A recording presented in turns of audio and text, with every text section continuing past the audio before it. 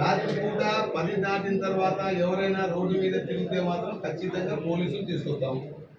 ఎక్కడైనా కానీ గంజాయి తాగినా లేదా సొల్యూషన్ తాగినా లేదా దగ్గుమందు లాంటిది అయినా మాత్రం మా నోటీస్కి వస్తే మాత్రం తీసుకొచ్చి ఖచ్చితంగా కౌన్సిలింగ్ ఇస్తాం.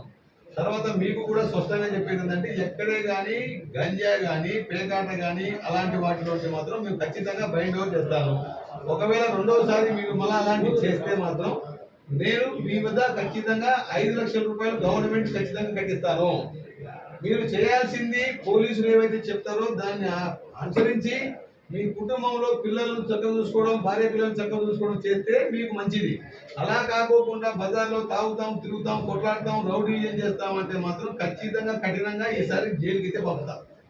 అగైన్ మళ్ళీ రిపీట్ అయింది. మీ 14 మందిని ఇప్పుడు 15 మందిలో మొత్తం బైండ్ ఓవర్ చేస్తా ఉన్నాం ఎంఆర్ఓ గారి దగ్గర.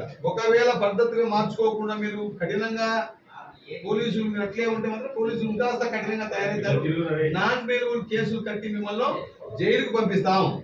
మీరు మారాలి. మారకుండా మీ పద్ధతి మీదే ఉంటే మాత్రం ఎటువంటి పరిస్థితుల్లో పోలీసు స్పేర్ చేయదు. ఇప్పుడు మీ అందరినీ ఎంఆర్ఓ దగ్గర పంపుతాను. అందరినీ కూడా 5 లక్షల రూపాయలు బైండ్ అవుట్ చేస్తా ఉన్నా. టౌన్ లో ఏ విషయంలో కానీ మళ్ళీ మా నోటీసు రాకూడదు. ఎక్కడే కానీ రౌడీజము, గొడవ చేయడము, పొడుచుకోవడము, తన్నుకోవడం లాంటివి ఉన్నాయి అంటే మాత్రం నేను తీసుకొచ్చి కూర్చోబెడతా, ఖచ్చితంగా లోపల పడేస్తాను. ఇది గుర్తుపెట్టుకోండి.